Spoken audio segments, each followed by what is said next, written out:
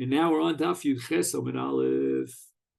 The Khan in the Brisa that says that Ruach Hacham Noche Menu, in the case of a ger who inherits his father's Yerusha Shaharaso Shalo B'Kedusha, when his mother became pregnant and he was conceived, she was a Nachas. V'lei Dasa B'Kedusha, but she was miscarried during her pregnancy. And in this case, it really looks like he's a Yisrael at birth, because she was miscarried before she gave birth, and now he has Kedushas Leda because his mother was already a Gioris. And in the eyes of the spectators, he looks like a complete, full-fledged Yisrael. He's not a ger. And therefore the Chachamim say that it's best, let's give him back the chov of the Aviv, let him collect it. So again, he becomes a Yoresh Midrabanan, because the ger Katan Shenolad, he's not really a relative to his father, therefore he doesn't inherit the estate. But nevertheless, the Rabbanan made a takana that he should be Yoresh, because in the eyes of the people, he looks like a full-fledged Yisrael. Now, Rava, back on Daf Yud Zayin, derived that a Nachri inherits his father. And that was based on the pasuk, if you recall, V'chishev im koneu, but not Yorshe Koneu. So the Gemara now offers an alternative. The pasuk says the beginning of Sefer Dvarim, Kirusha li Esav nasati es har seir. The Torah is outspoken about the fact that Esav inherits har seir, and therefore the Gemara assumes in the name of Rabbi Yochanan that the status of Esav is that of a goy. Maybe the status of Esav is that of a Jew. He was, after all, born to Jewish parents. But he's a Mumar. And therefore, if he's a Yisrael Mumar, you can't call him a guy. He's Yisrael. And maybe, therefore, he should be knowing a din of Yerusha. How do you know that a Nachri, who's a pure Nachri, not Esav, has a din of Yerusha? Maybe it's only Esav. Ella says, let's go to a different pasuk. And Obikachom Yarshins his father Dvar Torah Shenemar Ki Livnei Lot Nasati Es Ar Yerusha. The Bnei Lot are not Mizera Avram, and therefore their status is certainly that of Nachrim. And yet the pasuk says that Zachu Be'er Mikoach Yerusha. They were Zoche in the Yerusha from Er because of the din of Yerusha. Now again, once we brought these opinions of Rava and Rav Chia bar Ovin, the Gemara asked Rav Chia bar Ovin, my timer lo Omar ke Rava. I mean, Rava has a very powerful derivation that a guy, when he dies, his son inherits it because it says v'chishev im koneu. And the Gemara answers, miksiv, does it say v'chishev im koneu v'lo im yorshe koneu, which would imply that there are yorshim and that an akum is Yorish's father? No, the pasuk only says v'chishev im koneu. It doesn't add v'lo im yorshe koneu. So therefore, you have no proof from this pasuk that the ben of a Nachri is a Yorish. The Gemara now asks the Kasha on Rava, my taima shalo Omar ki Rav Chia bar Ovin, and derive the fact that a guy yarshins his father from the Bnei Lot. Ishum kvodo di Avram shayni. The din is different in the case of kvodo shel Avram. The Torah was mezakeh the Bnei Lot to inherit the land, the Yerusha, because of Kvodo Shel Avram. But any other circumstances, it's very possible that the ben is not Yorish's father in the case of a Nochri. Torah Rabbana, we learned in the Brisa, Yesh be'eved ivri she'ein ba'mevriya. Yesh be'mevriya she'ein be'eved ivri. Yesh be'eved ivri shu yotze b'shanet u'b'yovet u'b'misas ha'adon. Masha ein kein vi omevriya. Omevriya's yotzes be B'sheishu b'yovel, but not b'misas ha'adon. Just 1 second, let me make sure I got that right.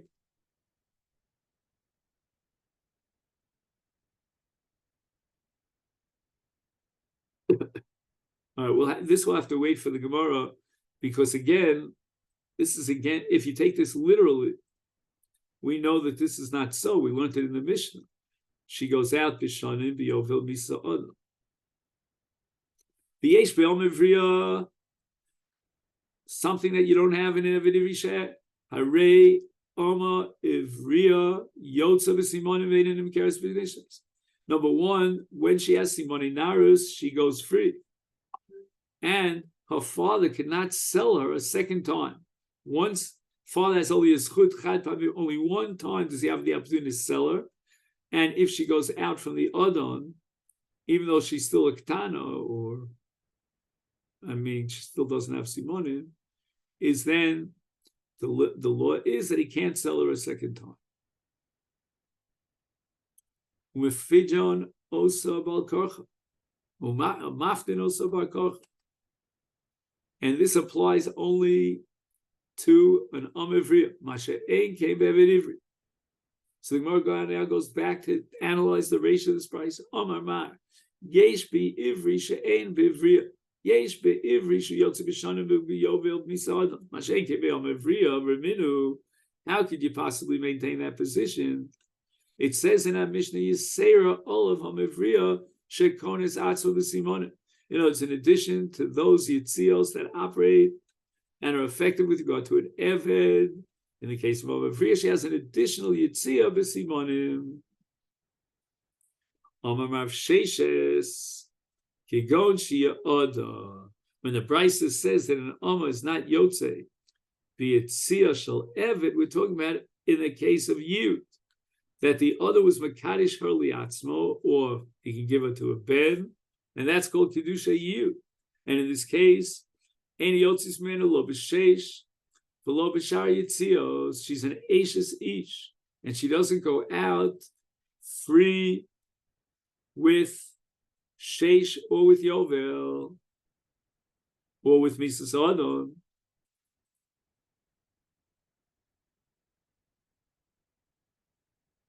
So the Gemara asks the Kasha, the Pasuk Kasha Yada.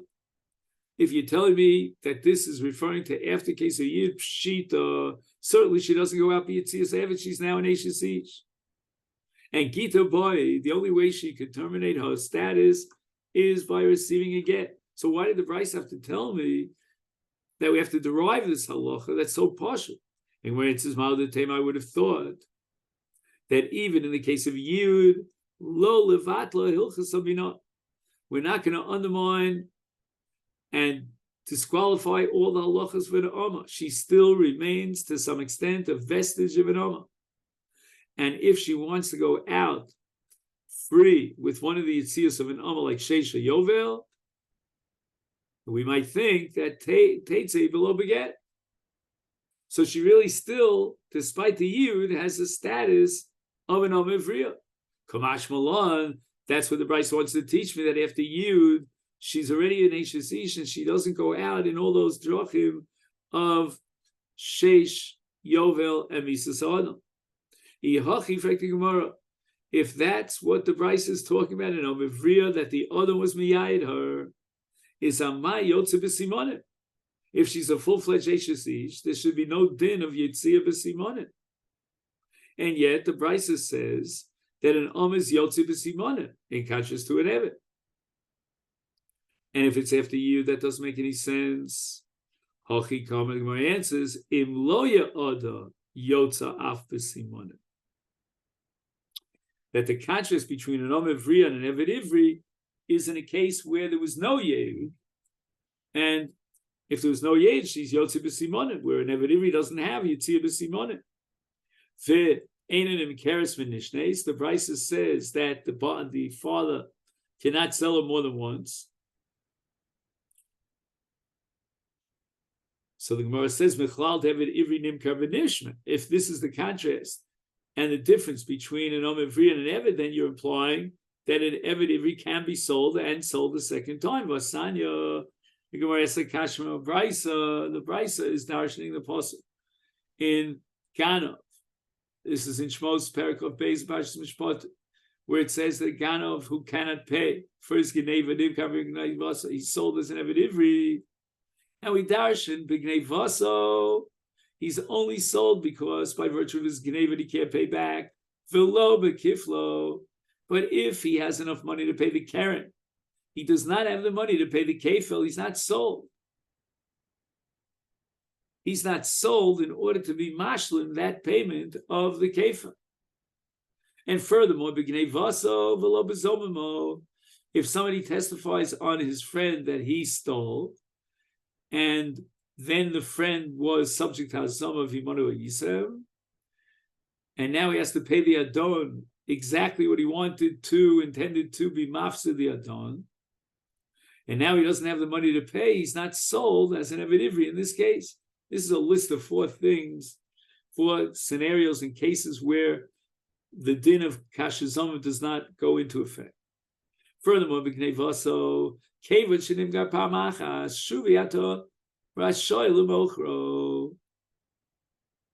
you're telling me that only in the case of an omivriya, the father has a one-time shot to sell him to sell his daughter as an omivriya, but in the case of Eved Ivri, you can have multiple sales. Here you see Shuvat HaRoshay L'Mochro, that once you sold him once, you cannot sell him again. And now the Gemara understands that the Bryce has in mind V'Nimkar B'Gnei Vaso, implying that only Mechira Achas, he can only sell him once for Lo Yosef. So if that be the case, that's against that Bryce. That Bryce says that in the case of an Eved, there is multiple sales. Omar Rav Lokasha, Kan B'Gnei Vachas, Kan B'Shtei Gnevos. When the Bryce says that once he was sold, he cannot be sold a second time, that's with regard to that same Gneva. If that Gneva generate one Mechira, and then it also generates a second Mechira, then we cannot sell him a second time.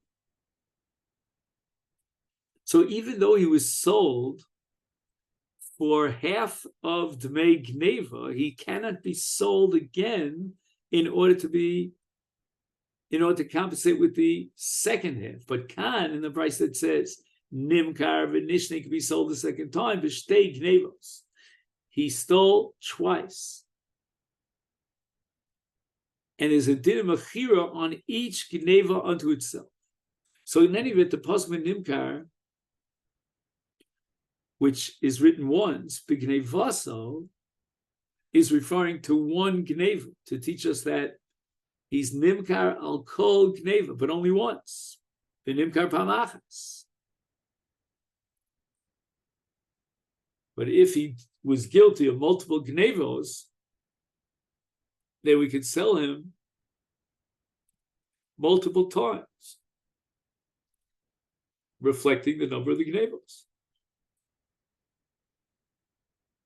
So again, even if, let's say, there was one trial in front of the Beis Din on multiple Gnevos, nevertheless, each Gneva is a separate entity, a separate Mechayim.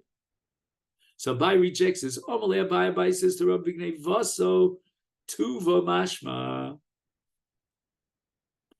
The word Gnei Vaso, again, this is a strange halacha, a strange interpretation, implies multiple Gnevos. Which means that if he was held responsible and judged guilty as accused for many, many multiple gnevos with one Amida B'Din, then the halacha is that v'nimkar b'gnevaso, and that gneva, although it sounds like the singular and not the multiple gnevos, but nevertheless it really refers to multiple gnevos, because multiple gnevos are all included under one entity called gneva. So therefore, if he was only Vidin at one moment for all the different Gnevos, then the halacha is he will be sold only once.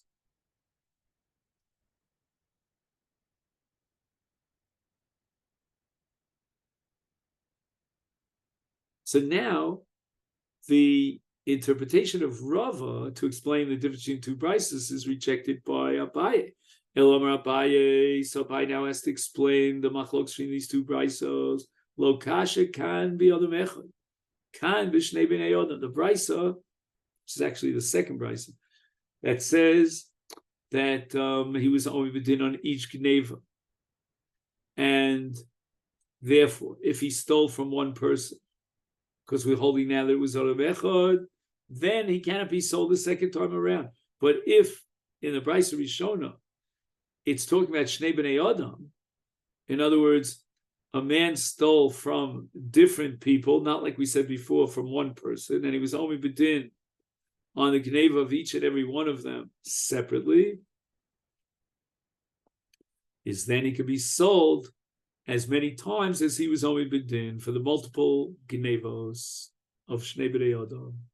Tana Rabbana, we learned in the Brisa, Gnevo Elef. So the word Gnevo here is not referring to the action, but rather to the object. And the object that he stole is worth 1,000. V'shove chamishim meos.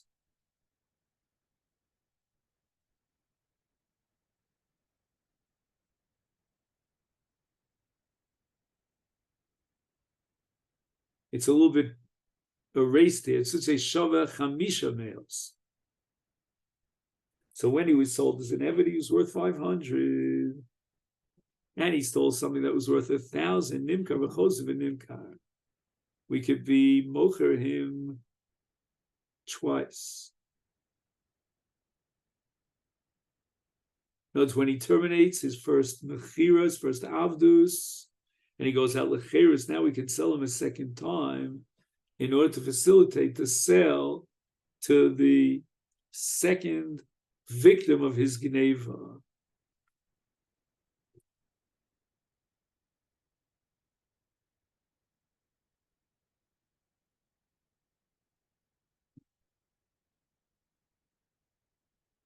So now, through these two mechiros, we'll finally reach that 1,000.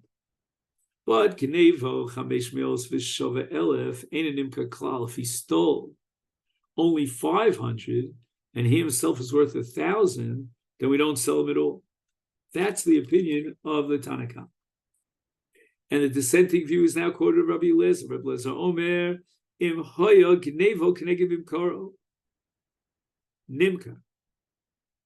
If his gneva is worth the exact amount of one mechira, not more and not less, is then what is that? Yeah.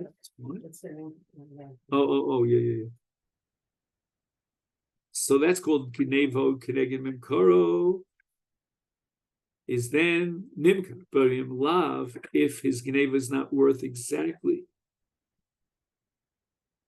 the amount of Tmei Memkaro, then he's not sold.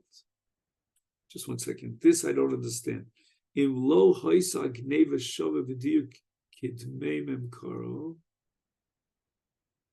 eno nimka.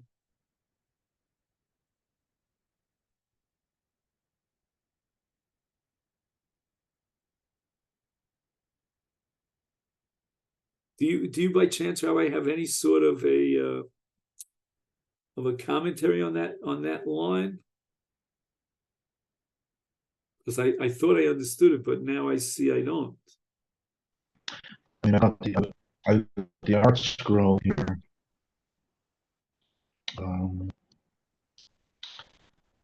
Sfot machine sheet at Rava. Ein מתיישבת לפי השיטות המובאות בהלכה, but yeah, he's saying it's just a very specific case. The value that he's sold for has to be the value of exactly what the Geneva was.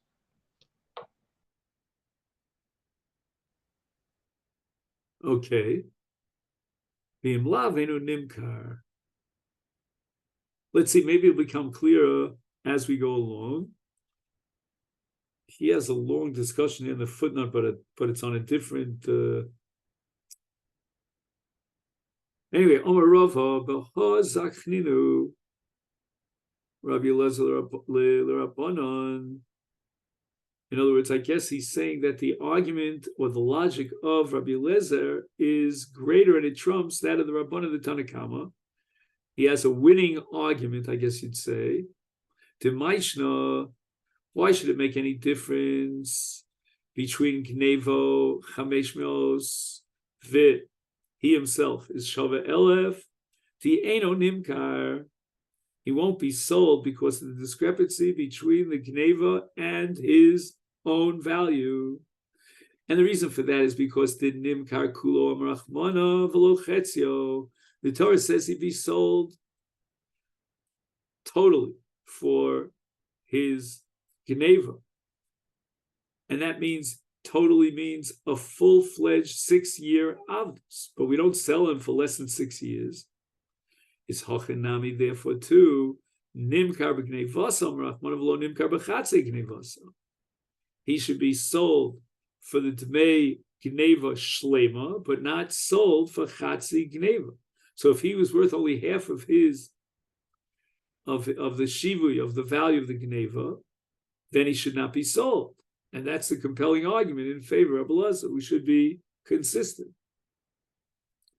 The Gemara goes on to say that the Bryce in the Sefer says Maftin Osa Bal Korcha against the will of the Omivriya,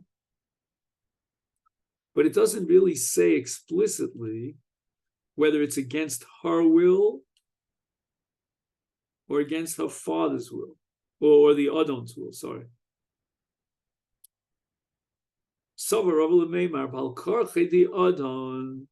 What the Bryce has in mind is that you could be poda the honor against the will of the honor. What is the case of opinion bal karcha shel adam, which is a subject of this brisa that is noeg in ama, not in an eved? If you will tell me the chasvina leishtori admei, that they wrote a shtar to the adon as a shtar chol v'domim, that we owe you such and such a amount of money,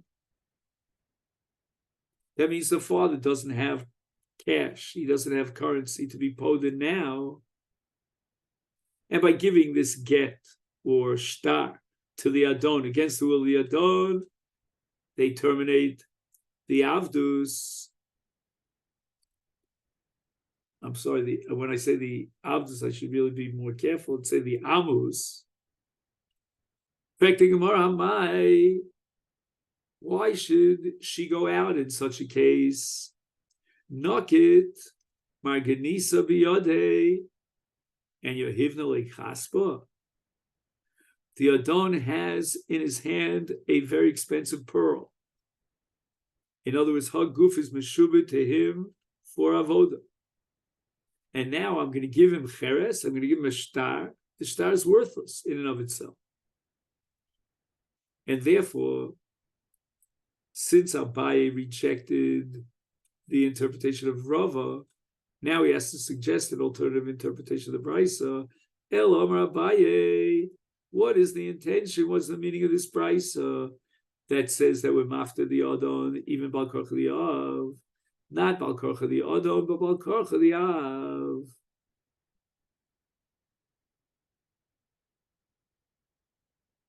And therefore, if the father has the wherewithal to be poda his daughter who's an Ava, then we're going to force him to do so mishum pgam mishpacha, because it's a bizoyan that this mishpacha has a bas who was sold into shivchus. If that be the case, we should force the bnei mishpacha against the will to be poda the eved if there's wherewithal to do so, because it's pogem mishpacha. So why is the Bryce said that this din only applies to an omer, not to an eved? And the Gemara answers hadar ozil mazbid nafshe. He's going to come back and he's going to sell himself, and he's going to pocket the dmei mechir. So therefore, there's no reason to force the bnei mishpacha to be poda him. So Gemara says, why not apply the same logic to Amma? Hachanami be'oma hadar azil umasbim.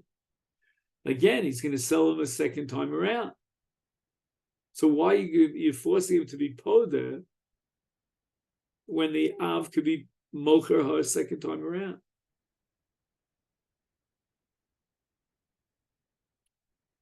So now the Gemara is explaining why we're not going to allow this to happen. Hakatani, it says in the Bryce about an Omavriya, Einonim Keres, Vinishnes. We now understand why the Bryce distinguishes between Bezdin Kofin, Liftos Es Ha'ama, but Ein Bezdin Kofin, Liftos Es Ha'evet.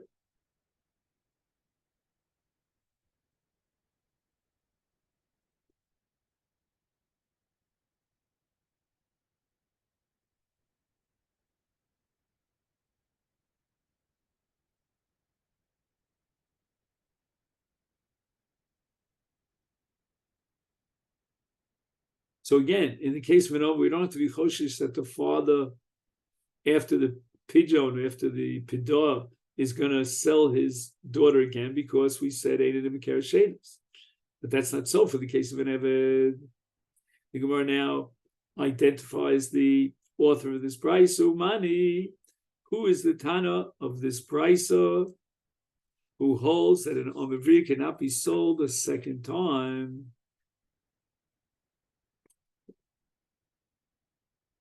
Rabbi Shimon Sanya, we learned in a brisa, Mocher Adam is Bitol Ishus Vishona.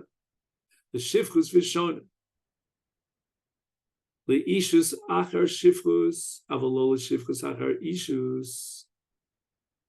According to the Tanakhama, this brisa, a person could sell his daughter for Isha, meaning Tig Mekabel Kesef Kedusha. And then, if she becomes an almana or a gru, she could be mekadesh her again a second time, as long as she's still a ketana or a nara, but not a bogeres. And so, too, a father can sell his daughter who's a ketana as a shivcha v'shona. He can sell her a second time if she goes free from the first adam b'shei shana b'yovel or b'misa adam, and she's still a ketana. And he could sell her ishus to a kaddish as an isha and receive the kesef Kiddushin achar shivchus after he sold her as a shivcha, as an amma, and she went free with when the adon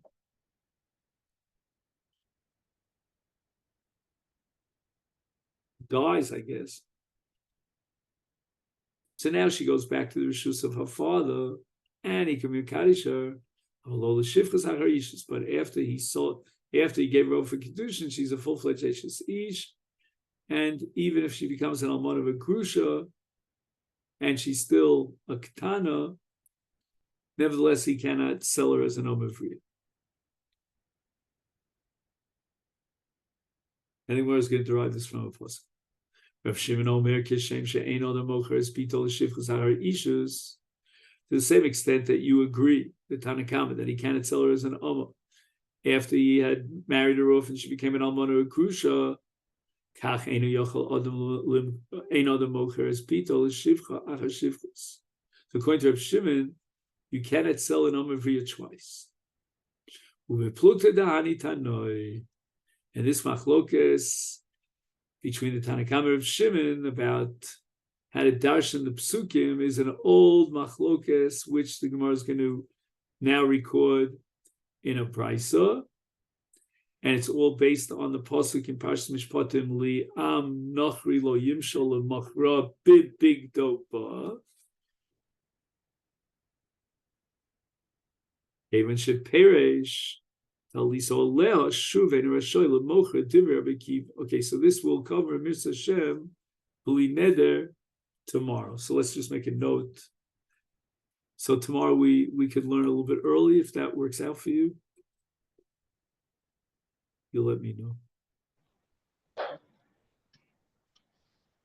Yeah, whatever time is good for you tomorrow. Okay, so let's set it at 7:30, whatever. 7:30, Mitzvah Hashem. Great. Perfect. All the best.